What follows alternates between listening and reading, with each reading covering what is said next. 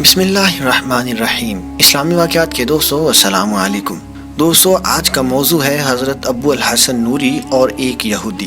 ایک مرتبہ کسی یہودی کے مکان کے قریب آپ نے کرائے پر مکان لیا اور آپ کا حجرہ یہودی کے دروازے سے متصل تھا۔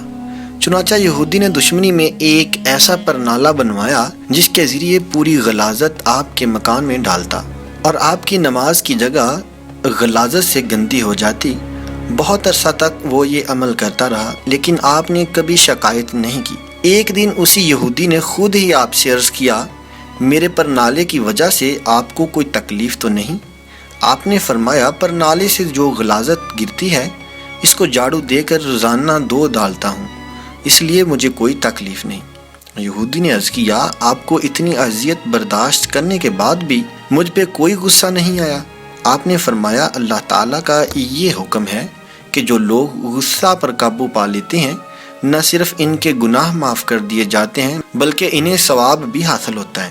یہ سن کر یہودی نے عرض کیا، آپ کا مذہب بہت عمدہ ہے کیونکہ اس میں مخالفین کی اذیتوں پر صبر کرنے کو اچھا کہا گیا ہے، اور آج میں سچے دل سے اسلام قبول کرتا ہوں۔ اسی طرح ایک اور قصہ ہے، قاضی ابو یوسف اپنی کتاب الخراج میں بیان کرتے ہیں کہ ایک مرتبہ امیر المومنین حضرت عمر رضی اللہ تعالی ایک گلی سے گزرے تو ایک نابینا بوڑھے کو ہاتھ میں کشکول پکڑے بھیک مانگتے ہوئے دیکھا۔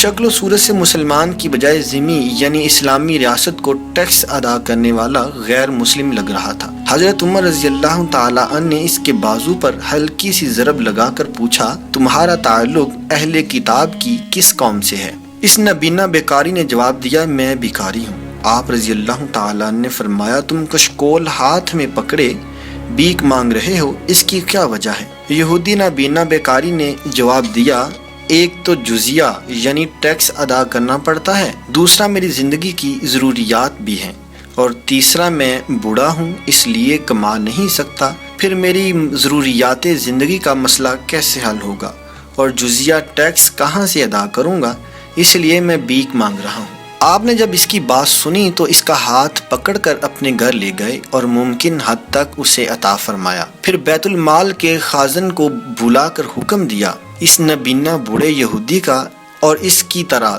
دوسرے اہل کتاب کا خوب خیال رکھو۔ اللہ کی قسم، ہم نے اس بوڑھے یہودی کے ساتھ انصاف نہیں کیا، اس کی جوانی میں تو ہم اس سے ٹیکس لیتے رہے اور بڑھاپے میں ذلیل کر رہے ہیں، یقیناً صدقات و خیرات فقراء و مساکین کے لیے ہیں، لہٰذا یہ بوڑھا نابینا اہل کتاب کے مسکینوں میں سے ہے۔ پھر امیر المومنین نے اس بوڑھے سے اور اس کے مانند دوسرے اہل کتاب سے جزیہ ساقط کر دیا۔